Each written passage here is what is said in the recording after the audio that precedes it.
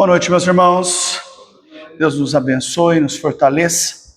Quero convidar você a abrir a sua Bíblia lá no Salmo de número 4. Livro dos Salmos, o Salmo de número 4, da Palavra do Senhor. Nós darmos início ao nosso estudo bíblico nesta noite.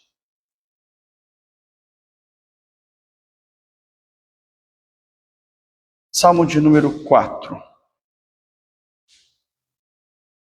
Que salmo esse fala, salmo de Davi, ao mestre de canto, com instrumentos de corda, que diz: responde-me quando clamo, ó Deus, da minha justiça.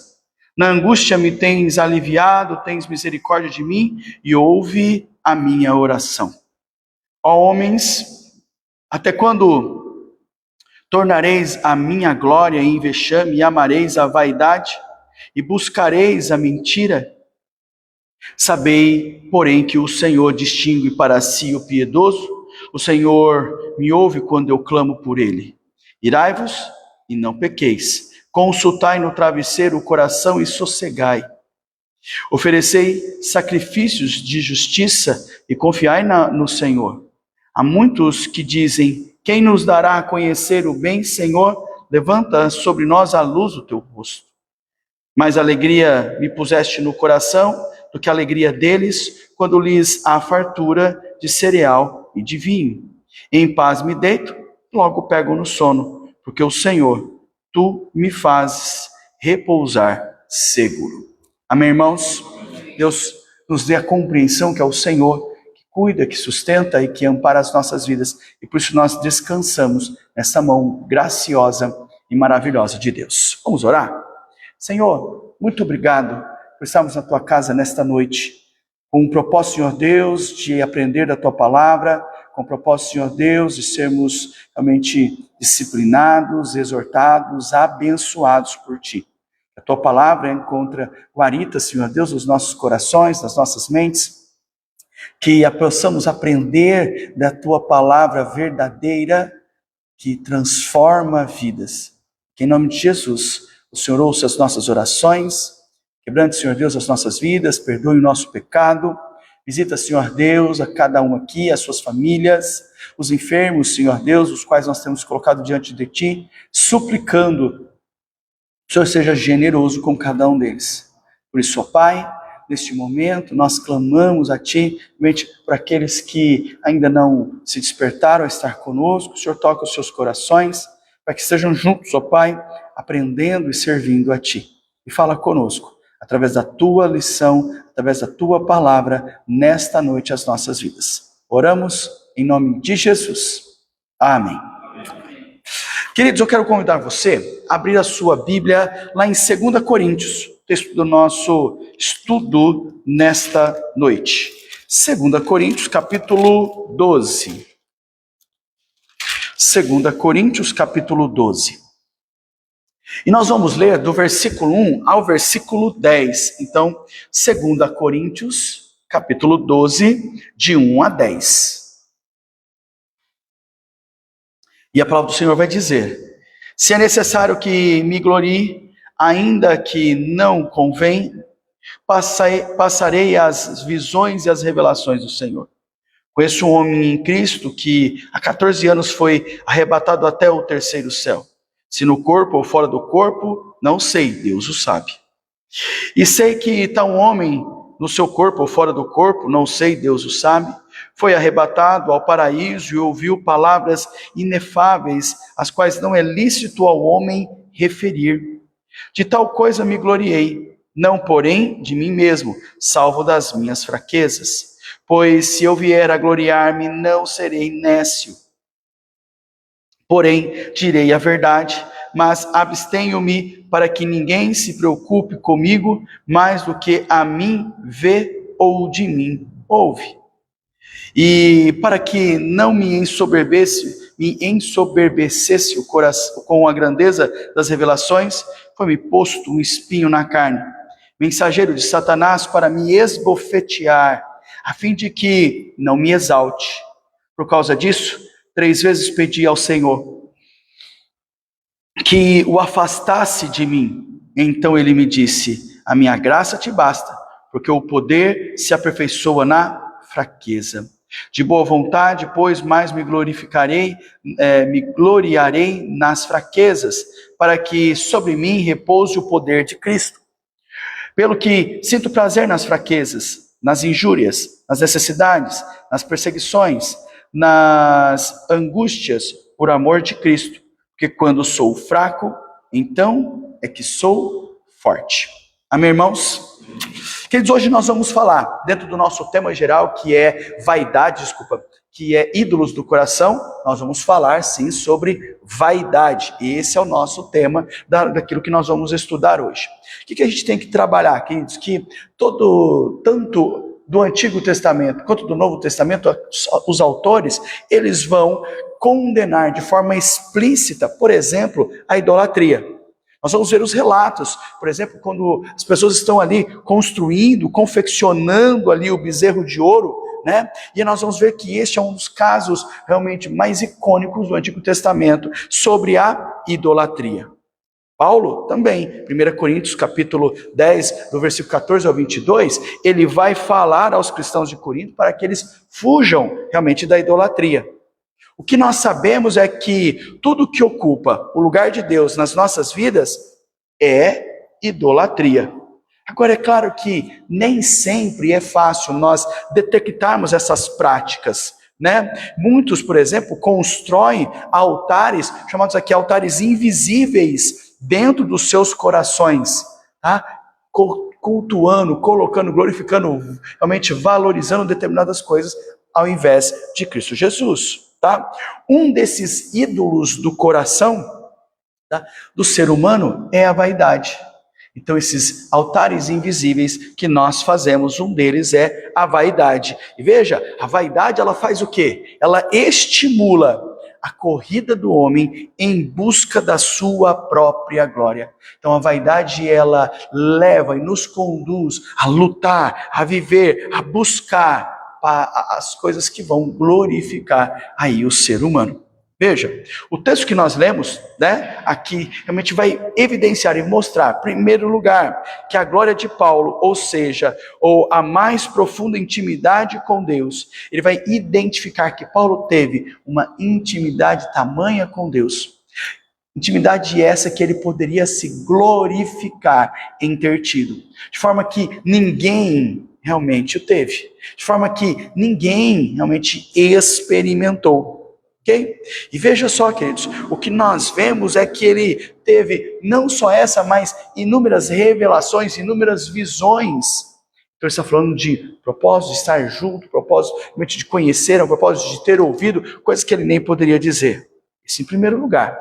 Segundo lugar, é possível perceber o sofrimento do apóstolo, tá certo? Que é caracterizado com um espinho na carne. Uma é intimidade com Deus, a segunda é um espinho na carne. E veja, o espinho na carne, ele vem com uma palavra transliterada chamada sklops, que significa arguilhão ou estaca em grego. Para que isso, pessoal? Para que se tenha a ideia que está associada a algo que faz ele sentir uma dor terrível. Então, Paulo sentia no seu próprio corpo uma dor a ponto de se retorcer. Tá certo? Por quê? Porque essa ideia de estaca era uma forma semelhante aos criminosos que eram espetados com estacas pontiagudas para que sofressem lá naquele tempo. Então está identificando, olha, este espinho na carne é como se fossem estacas realmente que eram cravadas em mim, que doíam, me contorce de dor. Então, segundo um comentarista chamado William Barclay, ele vai dizer o seguinte: Paulo desnuda o seu coração, abre o seu coração e mostra ao mesmo tempo a sua glória e dor. Como foi maravilhoso isso! Mas também a dor de ter visto, sabido, vamos trabalhar assim, de todas estas coisas. Veja, pois sempre depois da glória vai chegar a dor, vai vir a dor. Ok? Então veja, existe aqui dentro disso muitas opiniões sobre o que poderia ser aí o espinho na carne de Paulo, tá? Mas veja, não é o propósito nosso discutir hoje sobre o espinho na carne. tá certo? Então, não é o nosso propósito, não é o nosso assunto é vaidade. Mas veja, o que nós vemos referente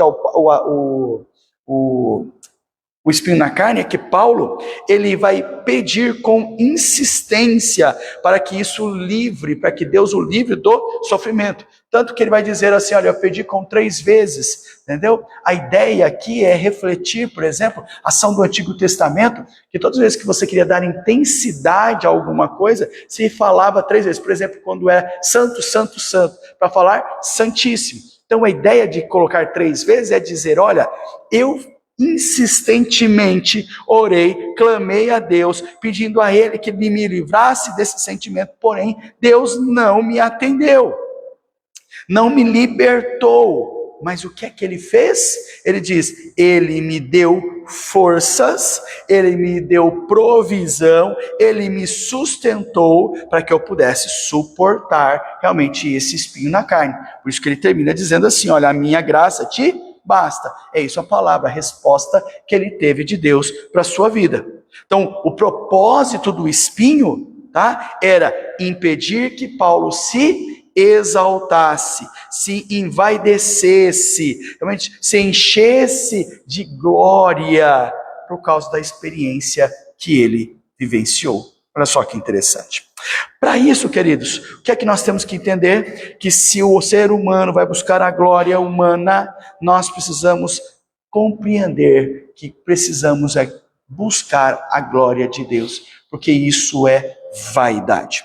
O que a gente vai trazer agora? Primeiro, tentando olhar, considerar aqui, como é que eu posso realmente anular essa busca pela glória humana, mas sim valorizar e buscar a glória de Deus. É uma compreensão, primeiro, de que a vaidade é fruto de uma natureza pecaminosa.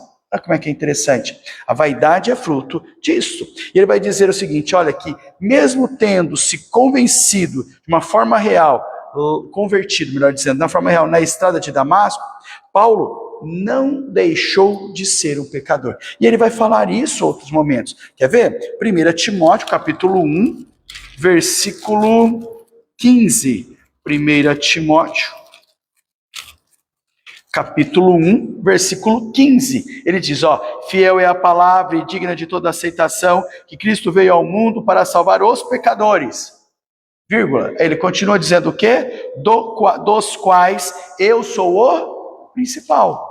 Ele está dizendo, olha, eu sou pecador. Ele não está tirando ele da jogada, ele não está o excluindo de maneira nenhuma. Você vê também que a Bíblia vai afirmar que o pecado diariamente ele te assedia, ele te provoca, ele quer realmente te iludir, ludibriar. Para quê? Para que você peque, para que você fale, para que você realmente caia na tentação, tá certo? E vai fazer o quê?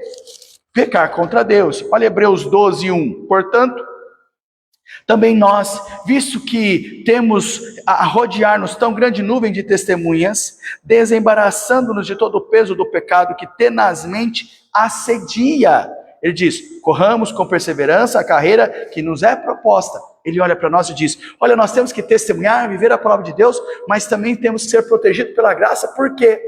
Pelo poder de Deus. Por quê? Porque nós temos aqui, rodeando as nossas vidas, o pecado que assedia para que a gente fale. Hebreus 12, versículo 1. Tá certo?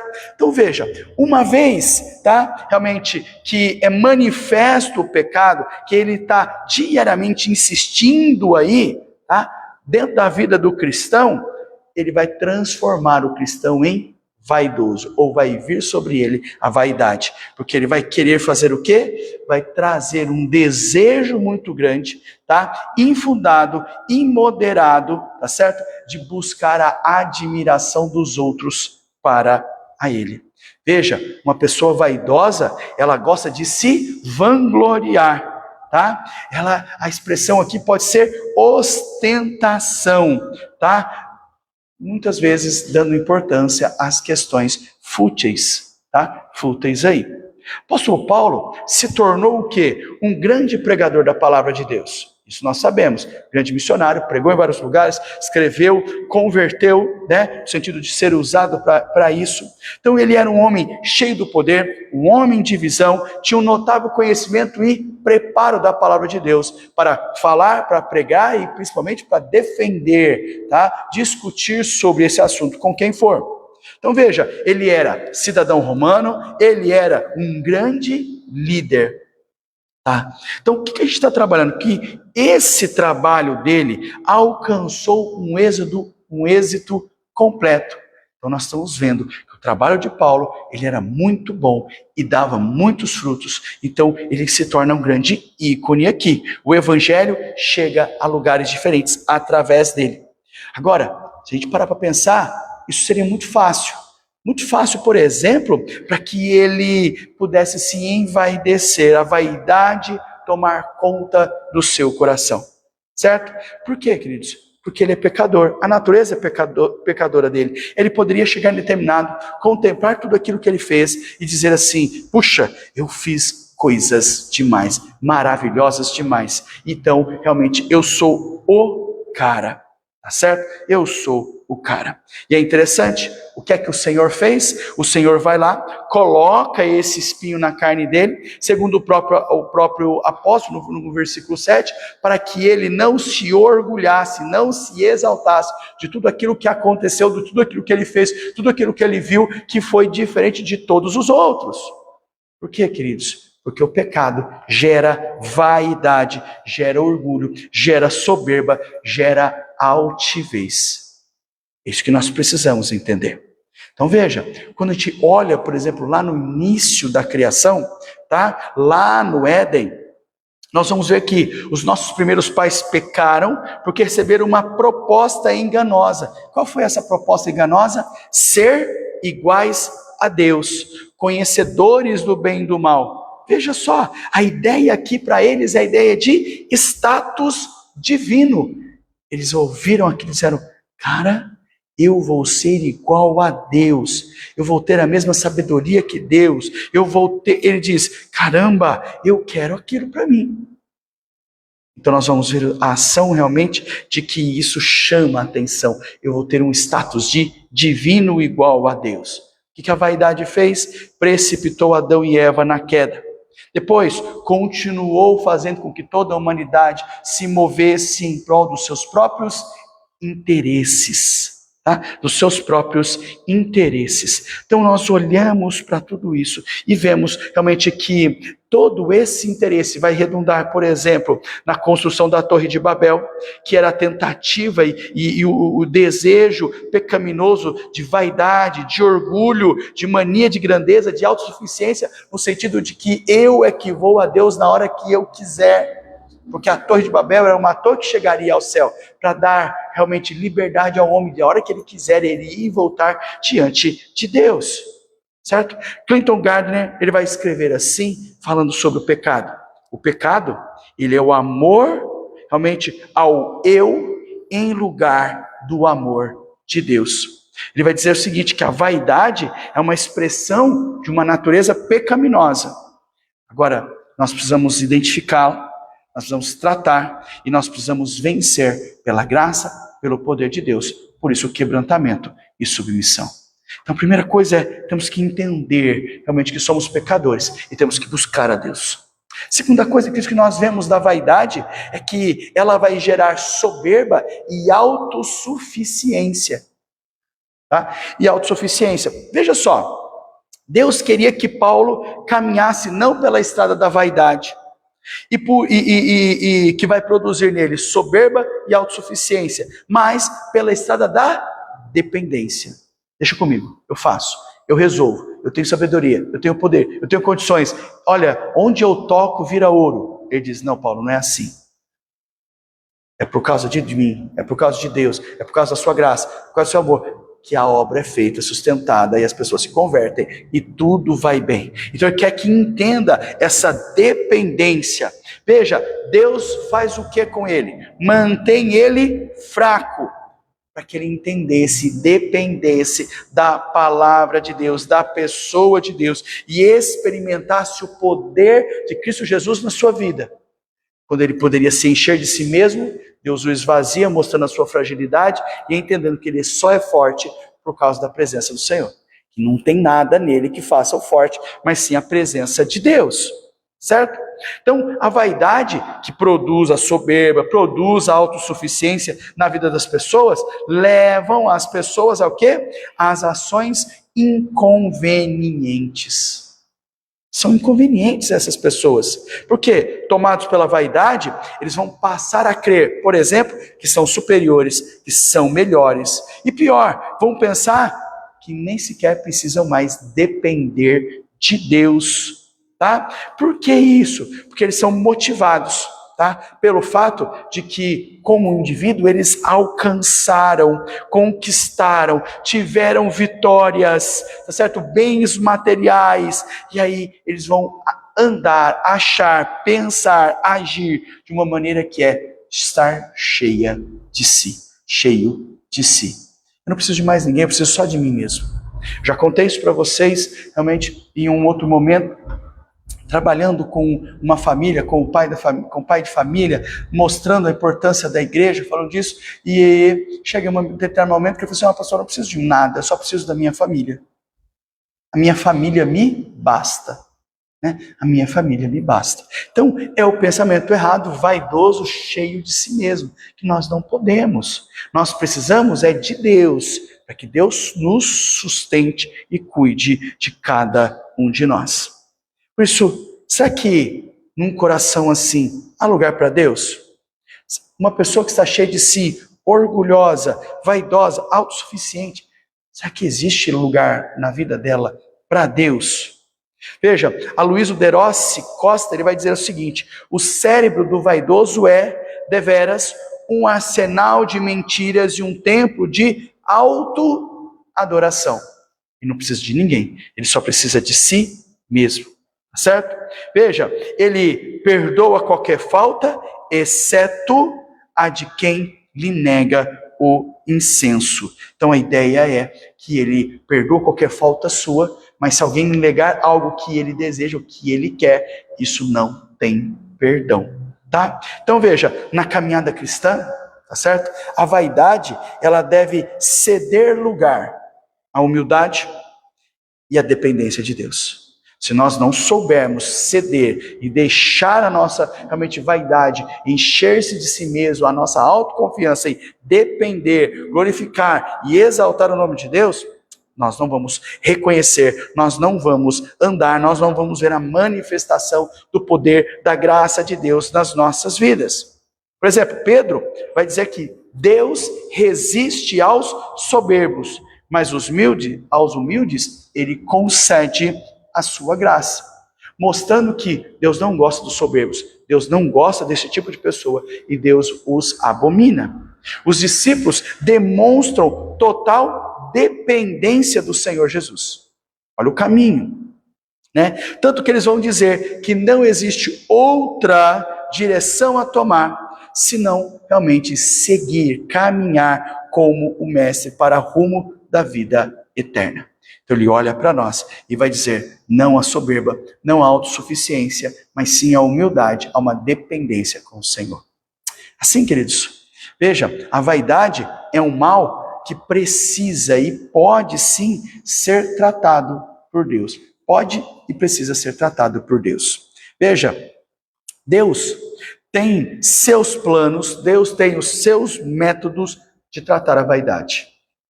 Então eu e você não precisamos achar ou pensar que não tem o que fazer. Deus em Deus, sim. Veja, os planos de Deus não são os nossos. Foi isso que o profeta Isaías disse, certo? Os planos de Deus não são os nossos. A mente de Deus não é a nossa mente. Tanto que Paulo chegou a perguntar, quem conheceu a mente do nosso Deus? Esse é o questionamento.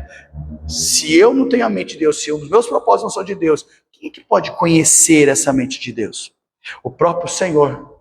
Tá? Vai declarar o quê? Vai dizer, porque os meus pensamentos não são os vossos pensamentos, nem os vossos caminhos, os meus caminhos, diz o Senhor, porque assim como os céus são mais altos do que a terra, assim são os caminhos mais altos do que os vossos caminhos. Ele diz, os meus caminhos mais altos que os vossos caminhos, tá? E os vossos, meus pensamentos, os vossos pensamentos, que é Isaías 55. Ele justamente evidencia, ó, não tem comparação, não há como você se comparar, se chegar, ou até mesmo achar que aquilo que você pensa, aquilo que você acha é comparável. Ah, não, eu entendo a mente de Deus, ah, não, eu sei do propósito de Deus. Ele diz, não, você não entende, você tem uma compreensão geral, mas não profunda, tá certo? O que a gente está mostrando aqui, queridos? Que um dos planos aí de tratamento de Deus é permitir a aflição, permitir a dificuldade na vida das pessoas, pois na maioria das vezes vai surgir de uma forma inesperada e que nem sempre passa rapidamente. Isso é o propósito, permitir algumas coisas, permitir a dor. É exatamente nesses momentos que Deus vai trabalhar no nosso interior. Deus vai mudar a gente de dentro para fora. Certo? Veja, as aflições chegam, as aflições quebram o nosso orgulho, quebram as nossas vidas, quebram a nossa arrogância. Veja, Paulo chegou a pedir ao Senhor, tá? Com insistência. Veja, a retirada das suas aflições, do seu espinho, mas não foi atendido. Contudo, Deus garantiu a ele provisão da sua graça, a sua vida. Veja, ele diz, por causa disso 3 vezes pedi ao Senhor que o afastasse de mim. Então ele me disse, a minha graça te basta, porque o poder se aperfeiçoa na fraqueza. Continuando, ele diz, de boa vontade, pois, mas me gloriarei nas fraquezas, para que sobre mim repouse o poder de Cristo. Pelo que sinto prazer nas fraquezas, nas injúrias, nas necessidades, nas perseguições, nas angústias, por amor de Cristo. Porque quando sou fraco, então é que sou forte. Está justamente compreendendo, recebendo, aceitando e se quebrantando diante da resposta de Deus. Veja, nós devemos sim clamar a Deus. Esse é o passo. Ah, pastor, como é que a gente faz? Clame a Deus, para que nos livre de toda forma de vaidade. Pastor, mas clame, ore ao Senhor, tá certo? Uma oração conhecida como oração, chamada oração Morávia, ela vai dizer assim, ó, do desejo de sermos grandes, importantes e poderosos, livra-nos, ó Senhor. Um pedaço da oração chamada oração Morávia. Ele diz, Senhor, do desejo que eu tenho de ser grande, de ser importante, de ser poderoso, ele diz, livra-me, Senhor. Tá? Deus, queridos, tem propósito, até certo ponto, incompreensível em cada um de nós, nas nossas aflições, nas nossas lutas, nas nossas derrotas. Por isso que eu disse incompreensível, às vezes nós não entendemos, porque Deus permite a dor, tá? Porque Deus permite a dor. E Ele tem esse propósito porque Ele tem uma finalidade, e essa finalidade é moldar e impedir que o pecado tome conta de nós, sejamos vaidosos, e isso determine a maneira como eu vou viver e como eu vou ser. Okay? Então é isso que Ele faz, por isso os propósitos de Deus. Por isso, eu e você devemos pedir ao Senhor, primeiro, que nos livre do nosso coração, que nos livre de toda e qualquer atitude de vaidade, tá? Que nos ajude a fugir das pessoas vaidosas. Lembre-se, se você está junto e caminha junto, depois você se torna mais um deles, tá? Para quê? Para que a gente não seja influenciado.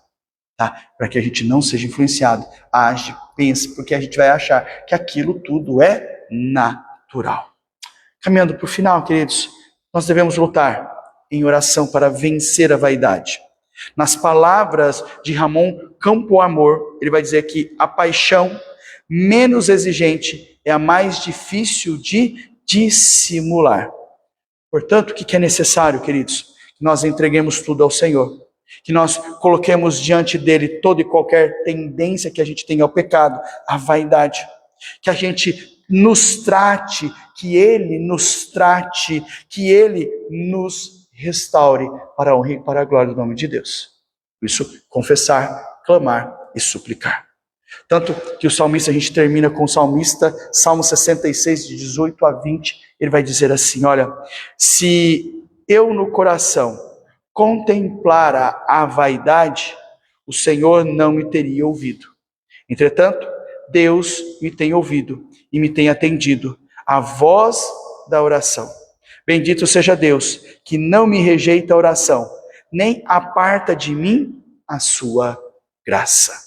Queridos, nós falamos sim sobre o do coração, que é a vaidade. E quanto isso realmente estraga, nos afasta de Deus e nos torna autossuficientes. Por isso uma dependência, por isso uma busca ao Senhor. Por isso um clamor e uma súplica para que Ele nos ajude, nos perdoe e nos quebrante. Mas entenda que muitas vezes a forma como Deus trabalha não é a forma como nós gostaríamos. Deus muitas vezes trata as nossas vidas e permite a dor, a tristeza, a angústia, a falta de vitórias dentro da visão humana, para que trate as nossas vidas para o seu propósito. Propósito de glorificar, submissão, de quebrantamento diante de Deus. Amém, irmãos? Dentro disso que nós trabalhamos hoje, que foi a vaidade, alguma pergunta, alguma dúvida ou colaboração de algo que chamou a atenção e você gostaria de compartilhar conosco? Tranquilo a ideia, avareza, ídolo do coração e o quanto isso é prejudicial às nossas vidas? Deus, queridos, seja generoso e misericordioso às nossas vidas e que sejamos e tenhamos uma vida com o Senhor, de submissão, realmente de quebrantamento, diante da mão graciosa de Deus. Amém? Vamos orar, queridos, ao Senhor? Vamos, assim, encerrar nosso estudo bíblico nesta noite. Vamos orar. Grandioso Deus, obrigado por este tempo aqui de aprendizado. Obrigado, Senhor Deus, por vivermos a Tua palavra e termos a condição de aprender dela. Obrigado, Senhor Deus, por dia a dia tratar as nossas vidas e nos fazer fortes. Diante, Senhor Deus, das batalhas e lutas, entendimento. Diante, Senhor Deus, aquilo que somos, um quebrantamento real e verdadeiro. Pedimos a Ti, ó Pai, que fala aos nossos corações sempre através da Tua palavra. Use pessoas, Senhor Deus, para nos despertar. Nos dê, Senhor Deus, um coração realmente dedicado ao Senhor. Sustenta as nossas vidas. Anima-nos, Senhor Deus, porque nós temos dias tão difíceis, duras, ó Pai. E às vezes as batalhas e as lutas têm tirado nossa alegria, o nosso ânimo. Fortaleça-nos, ó Pai, em nome de Jesus. Sobre o Teu povo derrama a Tua graça. Nos dá, Senhor Deus, uma boa noite de descanso. Nos proteja e nos sustenta. Abençoa cada vida, cada família. Oramos em nome de Jesus. Amém. Amém. Queridos, só um aviso. Semana que vem, próxima quinta-feira, o presbitério vai dar um curso para os pastores, né? Ele é o período da tarde, porém, há uma possibilidade de se estender no sentido de que, como você tem a viagem, volte, então pode ser que, dependendo do horário que termine, eu não consiga chegar a tempo para o estudo. Então, o que nós vamos fazer? Próxima quinta-feira, nós não teremos estudo, tá? Porque como é tarde lá, e aí para que dê tempo de chegar, não precisa correr demais na pista, tá bom? Mas domingo eu aviso novamente na igreja. Obrigado, Deus abençoe.